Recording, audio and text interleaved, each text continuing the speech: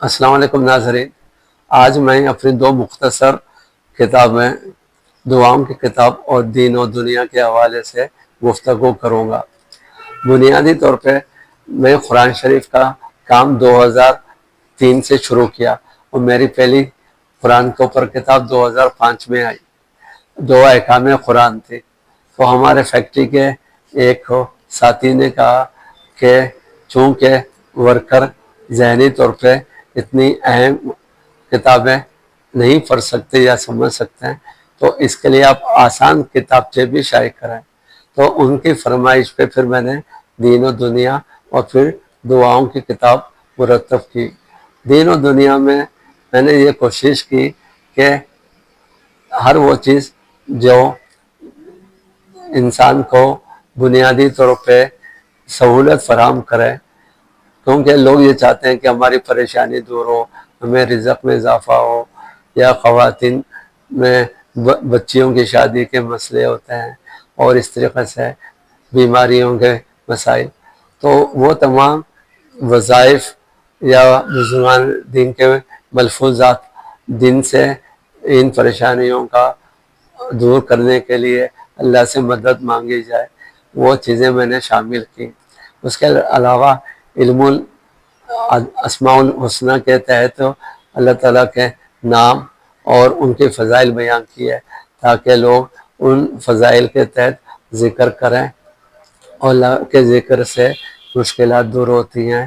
اور اللہ تعالیٰ آسانی فرماتا ہے۔ اسی طریقے سے کچھ دعائیں جو بزرگان دین عموماً تبلیغی اجتماعات میں کرتے ہیں وہ میں نے اس میں جمع کیے ہیں تاکہ ہمیں دعاؤں کا سلیقہ بھی نہیں آتا۔ تو بزرگان دین کی جو دعائیں ہوتی ہیں وہ دل سے نکلتی ہیں، ان میں ان کا روحانی اخلاص و تقویٰ ہوتا ہے، تو اس کے الفاظ سے ہمیں آسانی ہوگی اور ہم ان دعاؤں سے اللہ تعالیٰ کو یاد کریں، اللہ تعالیٰ کو پکاریں تاکہ اللہ تعالیٰ ہماری دعائیں قبول کرے، ہماری مشکلات دور کرے، آمین۔ اسی طریقے سے دوسری کتاب میں نے دعاؤں کی کتاب کے حوالے سے لکھی۔ اس میں حسن حسین میں جو دعاؤں کے فضائل ہیں وہ بیان کیے گئے، جیسا جمعے کی نماز کے بعد، فجر یا مغرب کے بعد، روزہ افطار کرتے وقت، یا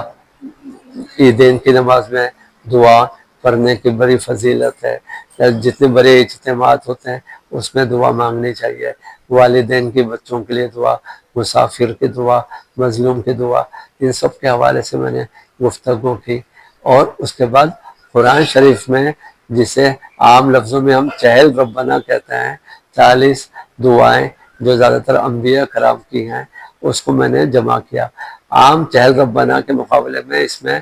دو باتیں میں نے زیادہ رکھی کہ ہر دعا کے معنی اور وہ دعا کس صورت کی ہے، کس رکوع کی ہے اور کس آیت میں ہے، تاکہ لوگوں کو آسانی ہو، سند رہے، اور وہ صورت کسی کو لکھ کر بھی دے دے تو وہ آدمی اس سپارے میں یا اس صورت میں اس آیت کو دیکھ کر پڑھنے میں آسانی ہو۔ دوسری بات یہ کہ اس کا ترجمہ میں نے دیا ہے تاکہ جو آپ مانگ رہے ہیں آپ کو معلوم ہونا چاہیے آپ نے کیا مانگا۔ اور یہ بظاہر تو یہ انبیاء کرام کی دعائیں ہیں جو قرآن میں لکھی گئی، لیکن یہ اللہ تعالیٰ ہی نے انبیاء کو سکھائی کہ تم اس طرح سے دعا مانگو تو پھر میں تمہاری قبولیت کروں گا، جیسا کہ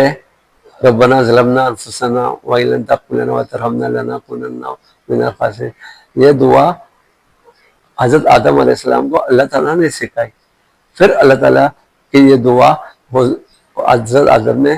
مانگی اور پھر اس طریقے سے ان کو مطلب غلطیاں معاف کی گئی، تو یہ اس طرح کا استغفار بھی ہوا۔ اسی طرح سے حضرت نوح علیہ السلام کی دعا کہ جب وہ کشتی میں بیٹھنے لگے تو انہوں نے کہا کہ ہم اللہ کے نام سے اس میں بیٹھتے ہیں اور سیدھے راستے پہ ہمیں منزل پہ پہنچا، اور جب وہ منزل آ گئی تو پھر اس میں کہا گیا کہ ہمیں ایسی جگہ اتار جہاں پر ہمارے لیے سہولتیں اور نعمتیں ہوں۔ تو یعنی کہ ہر جگہ اللہ تعالیٰ نے پیغمبروں کی رہنمائی کی اور ان کو دعائیں سکھائیں، اور وہی دعائیں قرآن میں ان کے کلمات نافذ کیے گئے، نازل کیے گئے، تاکہ ہم امت محمدیہ کو بھی آسانی ہو اور ہم وہی دعائیہ کلمات جو قرآن کے اندر ہیں اس کے تحت انبیاء کی زبانی وہ ہم سیکھیں اور پڑھیں۔ تو انبیاء سے زیادہ